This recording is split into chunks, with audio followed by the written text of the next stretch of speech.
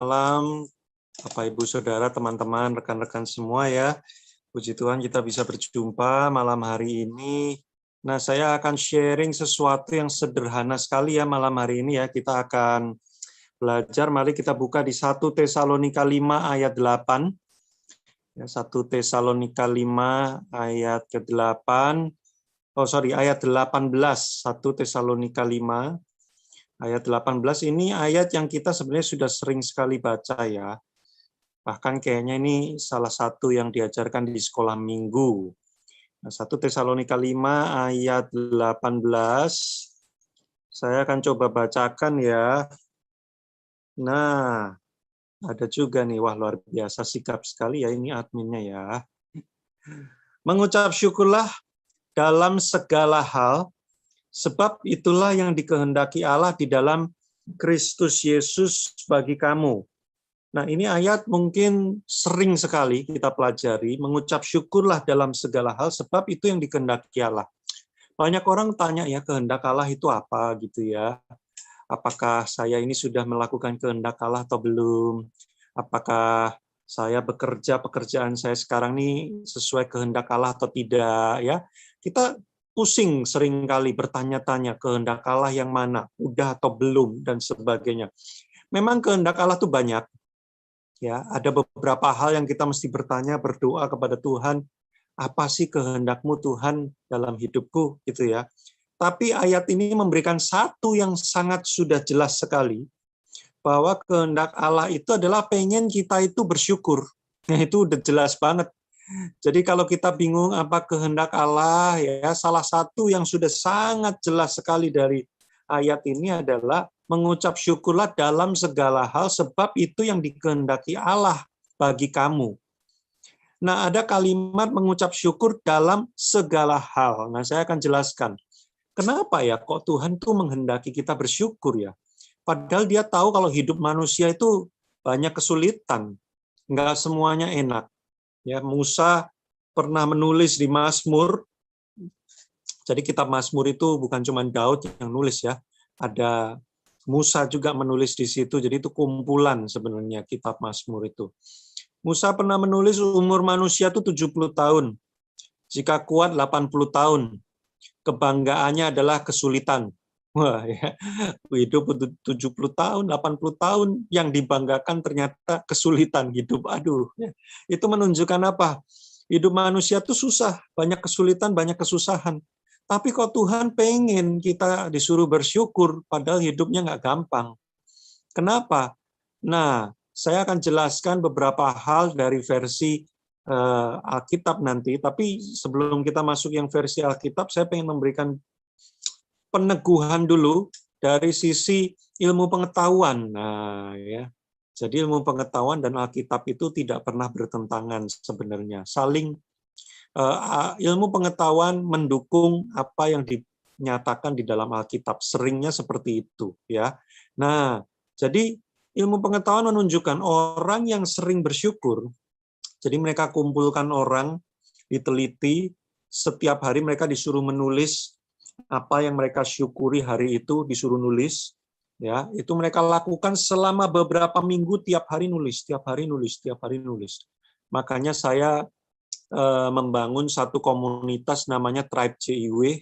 Itu kami punya kebiasaan, kami pakai aplikasi di handphone ya. Itu ada satu ruang gitu ya, yang khusus isinya semua tuh tiap hari bersyukur. Nah, saya mempraktekkannya bersama dengan teman-teman komunitas di Tribe CIW itu, saya minta mereka tiap hari posting. Apa 3 hal yang mereka syukuri dalam satu hari itu. Mereka posting, ini udah berjalan dari bulan September, berarti hampir 9 bulan. Ya, mereka terus tiap hari posting apa yang mereka bersyukur, apa yang mereka bersyukur. Beberapa orang langsung bilang, kok beda ya? Setelah kami praktek bersyukur tiap hari, kok yang dirasakan beda ya? Ada lebih gampang ngadepin masalah tuh nggak uring-uringan lagi, terus merasa hidup itu kok lebih satisfied, lebih puas ya. Nah, rupanya penelitian bilang orang-orang yang dikumpulin tadi suruh nulis ucapan syukur setiap hari selama beberapa minggu, otaknya di-scan, dilihat, mereka muncul hormon dopamin dan serotonin setiap kali habis bersyukur. Ada 2 hormon di dalam otak mereka, dopamin dan serotonin. Itu hormon yang muncul kalau orang lagi happy. Ya, ketemu samcan, waduh happy, serotonin muncul langsung ya di kepala ya. Ketemu pacar, ketemu orang yang dicintai, wah happy, dopamin, serotonin muncul di kepala ya. Nah, itu hormon yang sama. Bahkan ini hormon yang sama yang muncul juga kalau orang minum pil ekstasi itu. Salah satunya serotonin dan dopamin itu. Ya, tapi ini bukan obat terlarang, ini bersyukur doang. Makanya orang-orang itu setelah diteliti, mereka mengaku hidupnya lebih merasakan bahagia setelah belajar bersyukur. Wah, ini padahal risetnya bukan riset Kristen loh, ini riset ilmu pengetahuan secara umum. Tapi Alkitab jauh-jauh hari sudah mengatakan, mengucap syukurlah dalam segala hal, itu yang Tuhan pengen dalam hidup kita. Rupanya Tuhan tuh sudah mengajarkan rahasia bagaimana hidup tuh lebih happy, yaitu apa? Bersyukur. Ya. Lalu ada penelitian lain lagi nih, 400 orang diminta untuk terima kasih sama orang-orang yang pernah menolong hidup mereka, tapi mereka kelupaan atau kurang proper gitu ya, kurang sungguh-sungguh waktu itu ngomong thank you-nya. Disuruh telepon atau lakukan sesuatu, lalu mereka mulai say thank you, berterima kasih, mengucap syukur ya. Thank you ya udah bantuin saya, terima kasih, bla bla bla bla bla.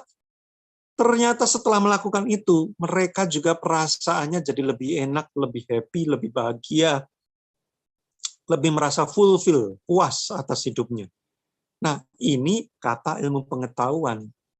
Tetapi di dalam hukum rohani, kita udah jelas tahu bahwa kalau Tuhan menghendaki sesuatu untuk kita lakukan, pasti itu akan mendatangkan kebaikan buat kita. Ya kan? Nah, jadi kenapa Tuhan pengen kita bersyukur? Karena dia pengen hidup kita itu dijalani dengan lebih happy, dengan lebih ringan hati, dengan lebih plong, walaupun kehidupannya masih sulit. Nah, ini dia. Ya. Orang Kristen tuh bukan orang yang manja. Makanya saya pengen mengajarkan kepada Bapak, Ibu, Saudara malam hari ini, orang Kristen tuh bukan orang yang manja. Jadi kalau orang Kristen doanya takut masalah, ya, Tuhan, jangan, ya, jangan, saya masalah udah banyak Tuhan, jangan Tuhan, kok masalah datang terus gitu ya. Aduh Tuhan, memang betul kita itu kalau doa jangan minta masalah, tapi kalau masalah datang kita jangan manja.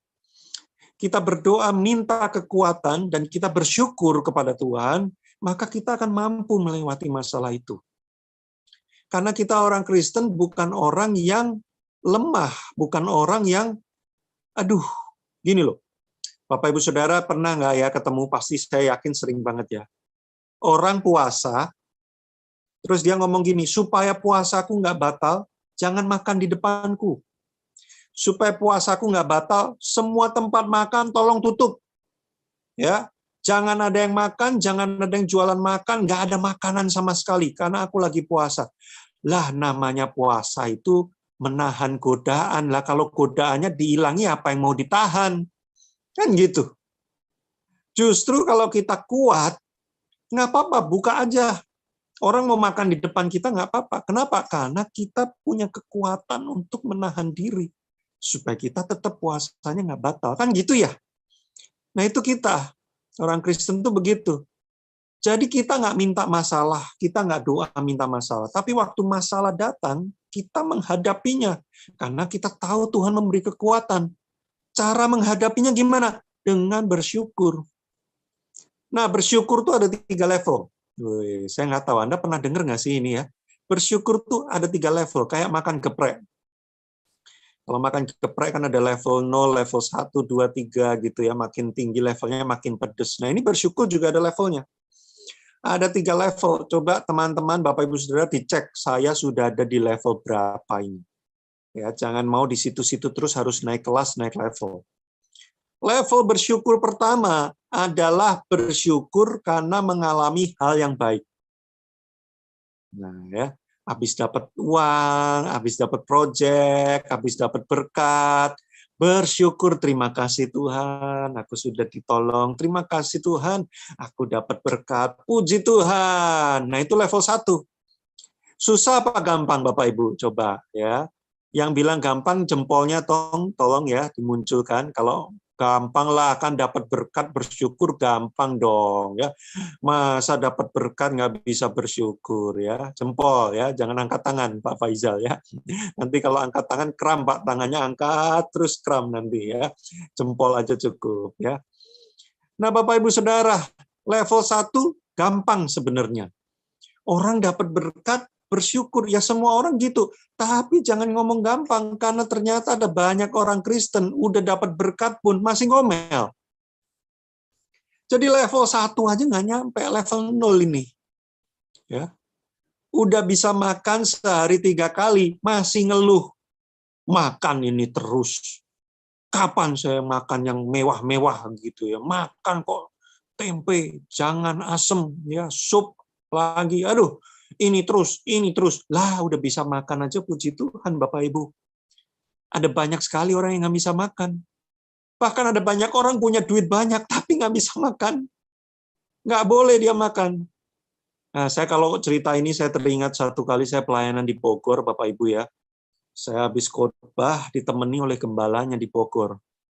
Itu gerejanya satelitnya Pak Niko juga yang di Bogor ya, Rayon 7 tapi cabangnya lagi. Lalu gembalanya temenin saya pesen makan, udah makan, bla bla bla bla bla, dia nggak makan. Saya nanya, Pak, kok nggak makan? Iya, saya udah makan tadi. Terus saya minum, pesen apa segala macam, dia minum cuman 2-3 teguk, Bapak Ibu Saudara. Dia cuman 2 atau 3 teguk saja. Lalu kemudian dia cerita, Pak, saya ini, saya lupa, kalau nggak salah itu dia ginjal. Ginjalnya sudah bermasalah akut sekali. Jadi dia bilang, jadi saya ini sehari cuman boleh minum, saya lupa deh, pokoknya nggak nyampe 1 liter. Sehari itu cuman boleh minum berapa ratus mililiter doang. Jadi dia 1 gelas, dia bilang 1 gelas itu, dia nggak boleh minum langsung glek-glek-glek gitu, nggak boleh. Jadi dia cuma bisa minum 2-3 teguk. 2-3 teguk. Wah, saya langsung nggak enak hati Bapak Ibu makan minum waktu itu. Untung udah selesai dia baru cerita. Kayaknya emang sengaja dia nunggu saya selesai dulu ya, supaya saya nggak gimana gitu ya. Setelah itu kami ngobrol, dia ceritakan kulit-kulitnya tuh kering semua Bapak Ibu Saudara. Saya lihat pantesan kok dia kulitnya menghitam, wajahnya hitam. Dia nggak boleh makan sembarangan, dia nggak boleh minum sembarangan, ada takarannya dan nggak boleh semuanya dimakan dan diminum. Dia kalau bisa harus minum air putih, nggak boleh yang kayak teh, yang kayak gitu-gitu, nggak boleh, kopi apalagi, bla bla bla. Nah setelah saya pulang ke Jakarta, udah lupa, udah berapa, sebulan 2 bulan, saya dikabarin gembala yang itu sudah berpulang ke rumah Bapak, meninggal. Wah, Bapak Ibu, kita yang bisa makan dengan bebas. Anda mungkin makan bebas, pengen makan ambil-ambil. Minum kopi, minum kopi sehari, kalau nggak minum kopi saya bisa kurang urapan Roh Kudus, katanya ada yang bilang begitu ya, harus minum kopi setiap hari. Puji Tuhan, bersyukur Bapak Ibu. Jangan sampai Anda ngalamin hal baik, Anda nggak bisa bersyukur, itu kebangetannya minta ampun. Saya ini punya asam lambung, makan nggak bisa sembarangan. Saya lihat bakmi itu pengen banget, aduh ya. Saya udah menahan-nahan, udah berapa bulan nggak makan bakmi gitu ya, karena makan bakmi asam lambung langsung naik. Nah, kalau Anda malam ini ikut acara ini, ibadah ini, dan Anda bisa makan bakmi, tolong nanti setiap makan bakmi bersyukurlah. Tiap makan bakmi ingat, aduh, Pastor JIW nggak bisa makan bakmi. Saya masih bisa, puji Tuhan. Minum kopi, saya sudah 10 tahun nggak minum kopi. Saya begitu minum kopi yang 3 in 1 aja, jangan yang kopi hitam, 3 in 1 aja. Asam lambung saya langsung naik. Nggak bisa saya. Jadi setelah ibadah malam hari ini, kalau Anda minum kopi, bersyukurlah. Ingat, Pastor JIW nggak bisa minum kopi. Anda bisa minum kopi. Oh, puji Tuhan ya, saya masih bisa minum kopi. Itu level 1, saudara. Level 1 tuh kayak gitulah. Kalau level 1 aja nggak bisa, terus gimana kita hidup mau bahagia? Tuhan buat hidupku bahagia loh. Dia udah kasih caranya. Bersyukurlah. Ya, dapat hal yang baik, bersyukurlah. Jangan ngasih ngomel terus. Udah dikasih kopi, masih kopinya kurang mahal. Ya, saya maunya kopi kafe. Apa ini kopi tubruk? Ya, saya minum kopi, habis itu ditubruk sama istri saya. Aduh, saya maunya yang itu loh, 50.000 satu gelas gitu tuh. Aduh, Bapak Ibu Saudara ya, saya ya punya duit 1 juta aja, tetap nggak bisa minum kopi. Makanya di Alkitab itu ada, saya lupa tuh alamat ayatnya ya. Ada bunyinya begini.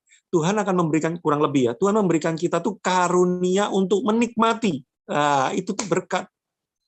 Ada banyak orang memiliki tapi tidak menikmati. Tapi orang Kristen kodratnya belum tentu memiliki tapi bisa menikmati. Wah, kan enak kan saudara ya. Nggak punya duitnya tapi bisa menikmati. Coba ya tanya tuh Pastor Stefanus ya. Saya panggilnya Ivan ya. Coba tanya Ivan ya, kadang-kadang kan kita ini kalau udah jadi orang Kristen lama, melayani lama, sudah ikut Tuhan lama, kita akan ngerti, kadang-kadang kita nggak memiliki, tapi kita bisa menikmati. Wah, lebih enak begitu daripada memiliki, tapi nggak bisa menikmati. Banyak orang punya rumah bagus, tapi nggak bisa menikmati. Kenapa? Karena isinya kayak neraka.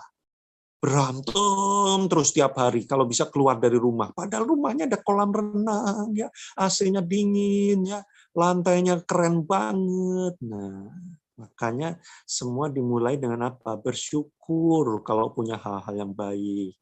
Coba saya beri waktu 3 detik ya, pikirkan hal-hal baik apa yang bisa Anda syukuri hari ini. Ya, hari ini hal baik apa yang Anda bisa syukuri. Saya berikan waktu 3 detik, Anda pikirkan, setelah itu tolong ketik di chat semuanya. Ayo, hal baik apa yang terjadi hari ini yang Anda bisa syukuri? Langsung praktek nih, ini khotbah sambil praktek langsung. 1, 2, 3, coba apa? Ketik di chat. Hari ini, hal baik apa? Tuh, sehat dan punya pasangan hidup. Ih, bener. Banyak tuh yang jomblo-jomblo merana tuh, nggak punya pasangan hidup. Ya, oh, puji Tuhan ini udah punya pasangan hidup, bersyukur ya. Bisa tidur nyenyak. Ih, bener nih bisa tidur nyenyak. Saya orangnya susah tidur nyenyak. Saya 1 periode tidur itu bisa kebangun 8-10 kali. Keluarga sehat, benar, puji Tuhan, karena banyak yang ada di rumah sakit. Ya, makan enak, wih bener ya, puji Tuhan hari ini masih bisa makan enak ya. Haleluya. Wah, banyak kan tuh, ini level 1 nih. Hal baik kita alami. Wih, ini nih bisa pup dan pipis tanpa masalah. Puji Tuhan, bener. Ada orang pakai kateter. Pernah nggak ngerasain pakai kateter? Saya sih belum. Istri saya pernah. Aduh, saya lihat istri saya sampai nggak tega, rasanya pengen saya bawa pulang aja, udah nggak usah di rumah sakit lagi. Tapi terpaksa, harus. Aduh, Bapak Ibu, aduh. Aduh lah, udahlah, nggak usah diceritain lah. Anda yang pernah punya kenalan keluarga atau pasangan dipasang kateter, Anda pasti ngeri ngelihatnya. Ya. Bisa pipis tanpa masalah, puji Tuhan. Ya. Tuh lihat Bapak Ibu, banyak kan yang bisa disyukuri. Coba kalau setiap hari Anda hidup kayak gini loh. Ya, apalagi yang bisa disyukuri, apalagi yang bisa disyukuri. Wih, haleluya, hidup dahsyat. Level 1. Level 2 sekarang, level 2. Nah, kalau level 2 ini agak susah nih. Ya. Hanya yang ada di Barsi. Wih, Baranang siang. Hanya yang di Barsi yang sanggup nih kayaknya level 2 ya. Kalau yang lain-lain kita belum tahu nih sanggup apa enggak. Agak susah soalnya level 2. Level 2 itu bersyukur karena hal-hal yang biasa. Biasa, ya. Nggak ada yang baik, biasa aja. Ya, hidupmu gimana? Ya, gini-gini aja, biasa. Ya. Keuangan gimana? Ya, keuangannya masih gini-gini aja. Pasanganmu gimana? Ya, pasangan gue ya dari dulu sampai sekarang ya, yang nggak ada yang berubah ya, kayak gitu aja ya. Masih tetap kurang ajar aja. Ya. Nah, mungkin biasa-biasa aja. Tapi ini level kedua, kalau saudara kekuatan hatinya sudah bertambah. Bersyukur untuk hal-hal yang biasa. Nah, Bapak Ibu, bersyukur untuk hal-hal yang biasa ini tidak mudah. Kenapa? Karena butuh kesadaran. Tiap hari itu harus sadar. Oh, Tuhan, walaupun ini biasa, tapi ini pemberian Tuhan. Aku bersyukur. Nah, banyak orang sudah menganggap hidupnya itu biasa. Padahal setiap hari itu ada berkat Tuhan yang diberikan, tapi menganggap udah biasa, jadi udah nggak bersyukur lagi.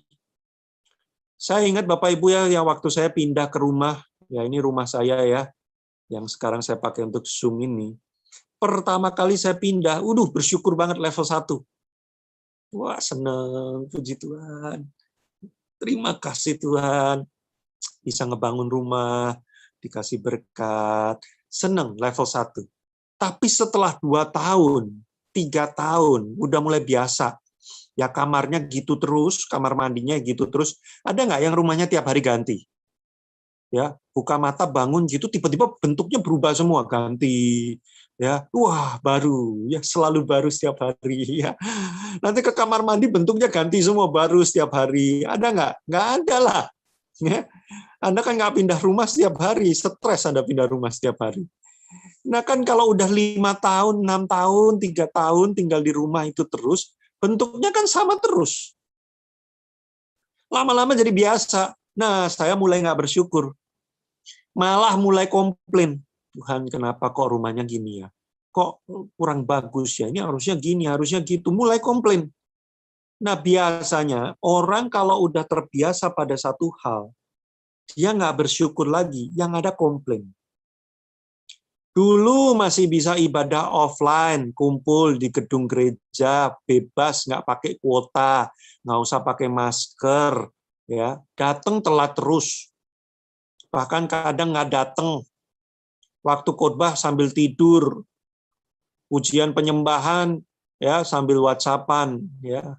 Kenapa? Karena berasa udah biasa, tiap minggu juga bisa. Ya hari ini nggak datang masih bisa, minggu depan udah biasa, nggak merasa bersyukur. Sekarang mau lakukan kayak gitu, wah nggak gampang. Ya.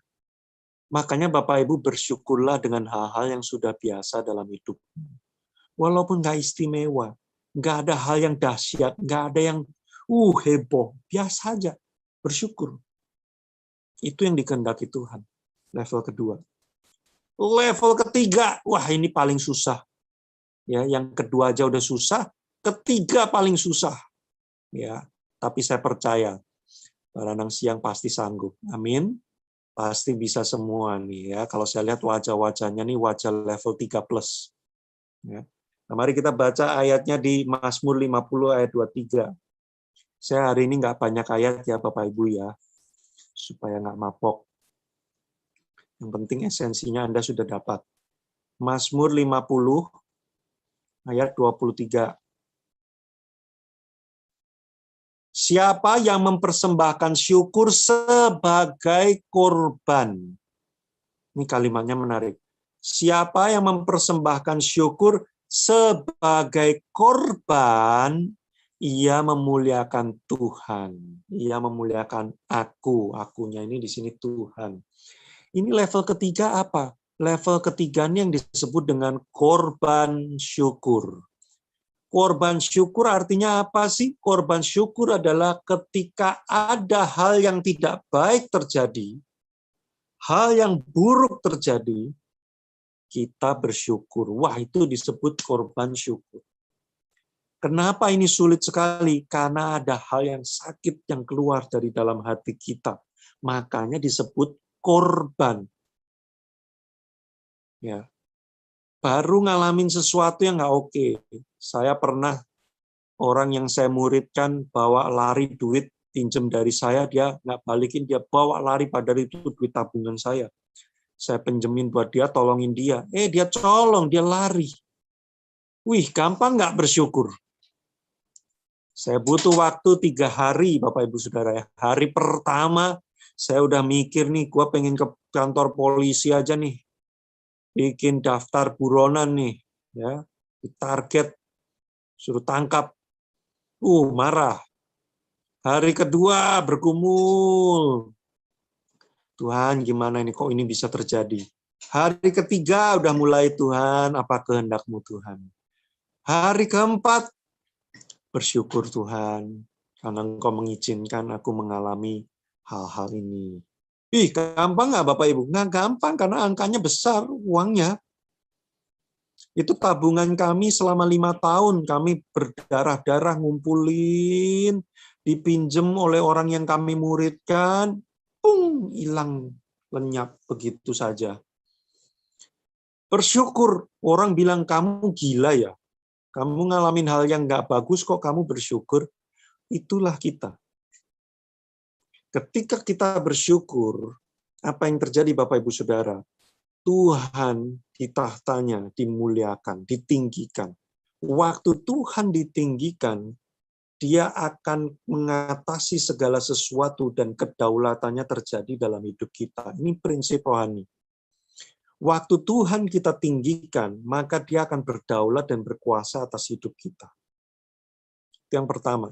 Yang kedua, kita jadi punya kekuatan untuk menghadapi masa-masa sulit itu. Emangnya setelah Pastor Joshua bersyukur, lalu Tuhan bikin mujizat ya? Duitnya balik ya? Enggak. Sampai hari ini nggak balik, orangnya juga nggak tahu ada di mana. Lah terus ngapain? Apa gunanya bersyukur? Ya, gunanya adalah saya nggak gelo. Orang Jawa bilang gelo. Tahu gelo nggak Bapak Ibu ya?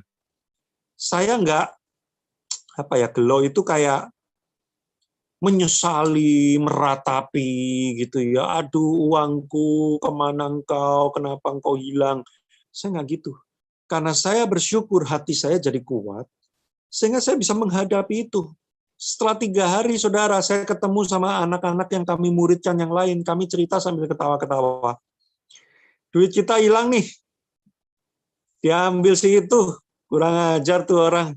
Dia pinjem. Habis itu dia nggak balikin. Tapi kita sambil ketawa-ketawa begini. Lalu anak-anak yang kita muridkan, dia bingung. Mereka bilang, panggil kami Koko Cici gitu ya. Ko, Ci, kita bingung nih. Kita mau sedih, tapi kok Koko Cici ketawa-ketawa. Tapi kita mau ketawa, ini kan ceritanya cerita sedih. Jadi mereka bingung lihat kita. Nah itu saudara, orang Kristen tuh dahsyat. Ya. Walaupun ngalamin sesuatu yang tidak baik, mereka bersyukur, jadi punya kekuatan karena Tuhan berdaulat, Tuhan ditinggikan. Jadi punya kekuatan. Ngadepin masa-masa sukar, nggak masalah. Makanya kita tidak takut dengan masalah. Kita tidak cari masalah, kita tidak minta masalah, tapi kita tidak takut waktu masalah datang. Karena kita tahu kita punya kekuatan dan kita tidak ditinggalkan. Salah satu iman kita, kenapa kita tahu bahwa kita tidak ditinggalkan, adalah dengan bersyukur. Makanya penyembahan tingkat yang tertinggi adalah korban syukur. Kenapa saya bilang penyembahan tingkat tertinggi adalah korban syukur? Karena begini, Bapak, Ibu, Saudara, di surga nanti sudah tidak ada yang namanya korban syukur. Loh, kok bisa? Karena di surga tidak ada penderitaan. Jadi kita nggak akan mungkin menderita lalu mengucap syukur. Udah nggak ada. Di surga tidak ada korban syukur. Hanya di dunia kita bisa melakukan korban syukur. Makanya korban syukur itu mahal dan merupakan level penyembahan yang tertinggi. Karena sesuatu yang buruk terjadi, tapi kita tetap menyembah Dia, kita tetap bersyukur, kita tetap meninggikan Dia. Itu di surga nggak ada. Malaikat aja kalah penyembahannya dengan kita yang seperti itu. Jadi kalau saudara bilang, malaikat, wah penyembahan di surga dahsyat ya. Enggak. Kita bisa lebih dahsyat di muka bumi ini dengan cara bagaimana? Waktu engkau ngalamin masalah, engkau tetap mengucap syukur, menyembah Tuhan, meninggikan Dia. Itu surga akan bergetar. Dan mungkin saya membayangkan malaikat mungkin akan terpesona semua. Dahsyat ya manusia ya. Udah hidup 70 sampai 80 tahun, kebanggaannya kesulitan. Tapi kok tiap hari mengucap syukur terus. Wah, dahsyat banget penyembahannya. Bapak Ibu, gereja Anda ya, dengan gembala induk Anda Pak Niko itu kan DNA-nya pujian, penyembahan dan doa. Makanya saya percaya kalau kita punya DNA bersyukur, doa dan penyembahan kita akan berkuasa. 1, ngalamin sesuatu yang baik, bersyukur. 2, hal-hal yang biasa-biasa saja, bersyukurlah. 3, walaupun terjadi sesuatu yang tidak baik, putuskan untuk engkau bersyukur. 1 Tesalonika 5 ayat 18 tadi berkata, mengucapan syukur dalam segala hal. Hal yang baik, hal yang biasa, hal yang tidak baik, dalam segala hal, naikkanlah ucapan syukur. Wow. So, ini Bapak Ibu yang saya ingin bagikan malam hari ini. Saya tutup dengan ayat terakhir, Amsal 24 ayat 10. Amsal 24 ayat 10.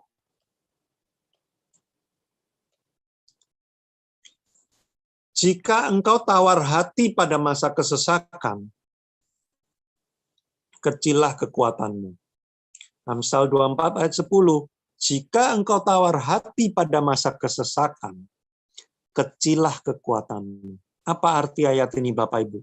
Sebenarnya di dalam diri kita tuh punya kekuatan untuk menghadapi masa kesusahan. Masa sukar, masa sulit, kita tuh sanggup. Kita punya kekuatannya sebenarnya untuk menghadapi itu.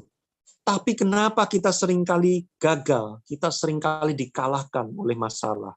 Karena kekuatan kita mengecil. Kenapa kekuatan kita mengecil? Karena hati kita tawar. Kenapa hati kita tawar? Karena kita nggak mengucap syukur dalam segala hal. Coba kalau Bapak Ibu terus mengucap syukur dalam segala hal, hatimu akan dikuatkan. Karena hatimu kuat, engkau akan sanggup menghadapi masa-masa kesesakan. Hari-hari ini pandemi mungkin menjadi masa kesesakan bagi beberapa orang di antara kita. Jangan tawar hati mengucap syukur dalam segala hal. Jadi saya minta Bapak Ibu malam hari ini praktek ya nanti sebelum tidur, terutama kalau yang sudah menikah, suami dan istri sebelum tidur, gandengan tangan berdoa, ucapkan syukur dalam segala hal. Tuhan, kami mengucap syukur untuk A, B, C, D. Walaupun ada masalah, Tuhan aku bersyukur Engkau izinkan aku mengalami ini. Aku bersyukur dan aku percaya Engkau akan menolong bla bla bla. Nyatakan iman. Ucapan syukur adalah pintu transisi menuju iman. Ya, ada langkah dari orang yang mengalami masalah menuju ke iman, itu pintu transisinya bersyukur. Banyak orang imannya lemah karena tidak melewati transisi bersyukur. Susah mau pindah kuadran. Maka kalau mau pindah kuadran ke iman yang kuat, transisinya mulai dengan bersyukur dulu. Yuk suami istri ya, nanti malam sebelum tidur ya berdoa, semua praktek ucapan syukur. Jangan anggap remeh ucapan syukur. Engkau akan kaget waktu engkau praktekkan ini setiap hari selama beberapa minggu. Bahkan saya mendorong Bapak Ibu Saudara di call masing-masing atau kelompok-kelompok. Kalau Anda punya teman-teman grup WA gitu ya, ajak. Yuk kita bikin yuk 1 bulan 30 hari bersyukur bersama. Nah, ayo semuanya setiap hari posting. Kalau ada yang nggak posting, di mention. Kamu belum posting loh bersyukur hari ini. Ayo, coba Bapak Ibu di grup WhatsApp masing-masing. 30 hari bersyukur bersama. Nanti setelah sebulan, beda. Anda akan alami sesuatu yang berbeda. Anda teruskan sampai setahun, wih, dahsyat. Itu yang kami alami di dalam komunitas kami, Tribe CIW. 9 bulan kami. Ya, mereka yang konsisten bersyukur, akhirnya mengalami sesuatu yang dahsyat dalam hidup mereka. Mereka lebih kuat menghadapi masalah. Puji Tuhan. Mari kita berdoa, Bapak Ibu Saudara.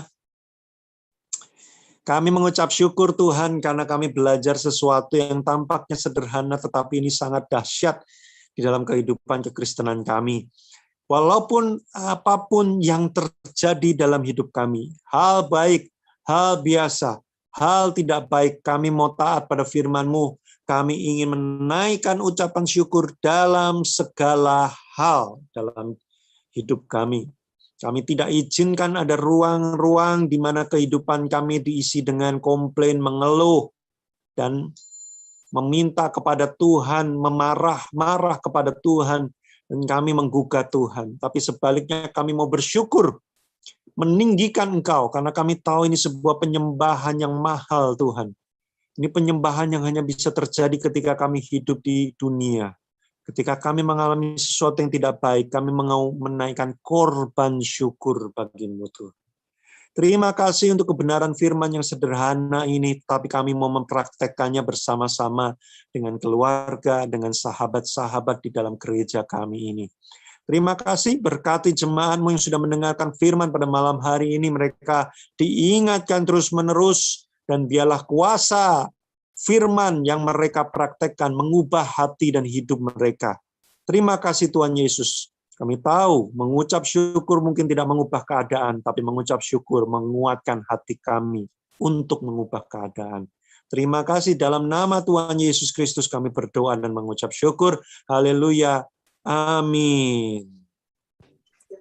Thank you buat Pastor Ivan, Pastor Joshua, luar biasa sharingnya.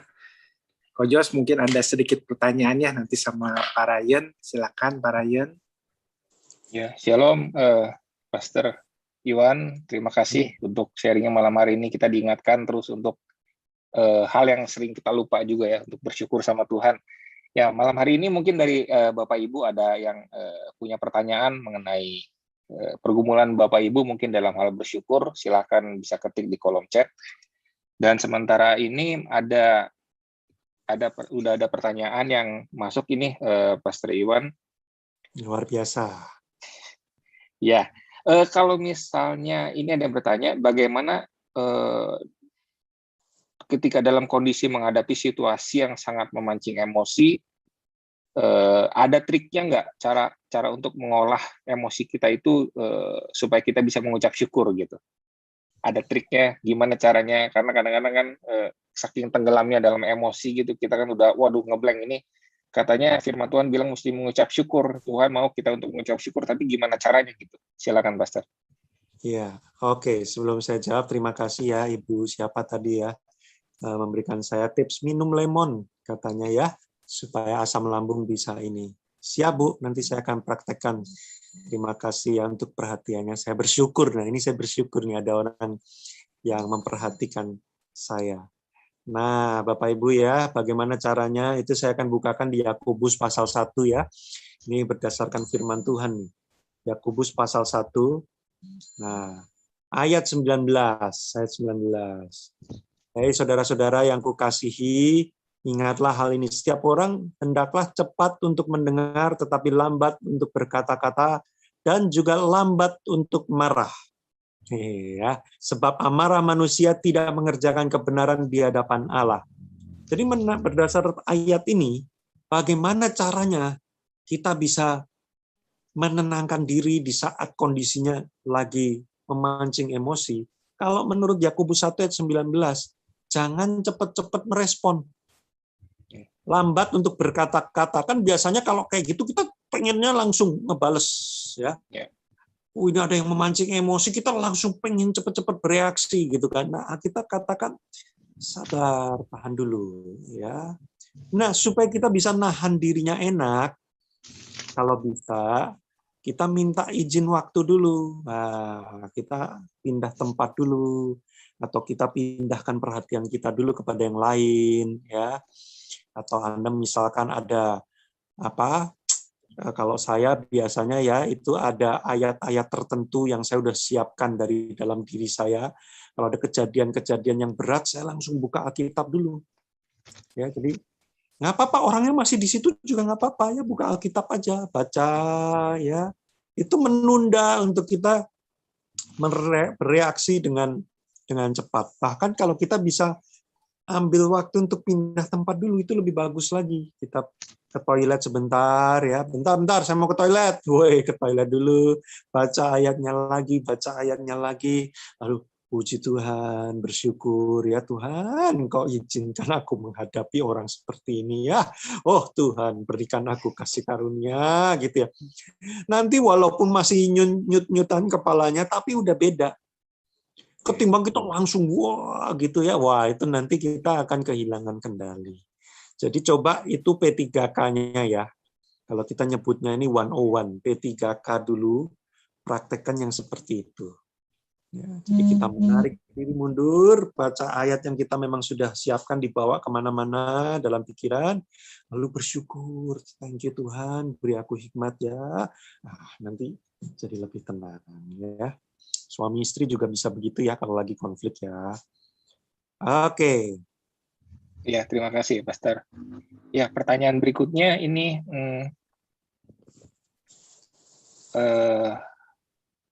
ini saya agak kurang mengerti sebenarnya pertanyaannya, tapi apakah dengan mengucap syukur kita bisa dapat mengembangkan diri kita lebih lagi dalam pelayanan maupun pekerjaan?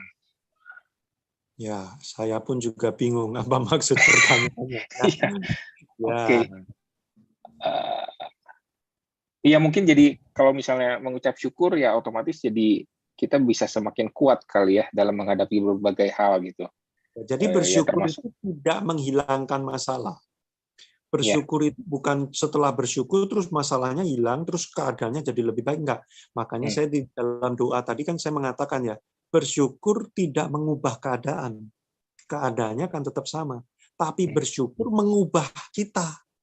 Hati kita yang berubah jadi lebih kuat. Sehingga waktu ngadepin keadaan yang tidak berubah itu, kita udah kuat ketimbang tadinya waktu belum bersyukur hati kita kecil.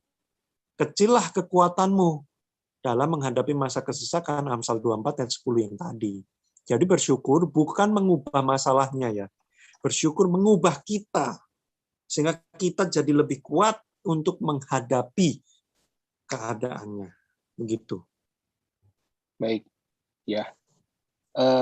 Ada pertanyaan ini, Pastor, bagaimana ini mungkin sedang melayani orang yang sakit karena tumor dan bahkan sampai buta, supaya dia dapat mengucap syukur karena dia sangat kecewa sekali sama Tuhan. Minta tolong tipnya bagaimana, Pastor? Silakan.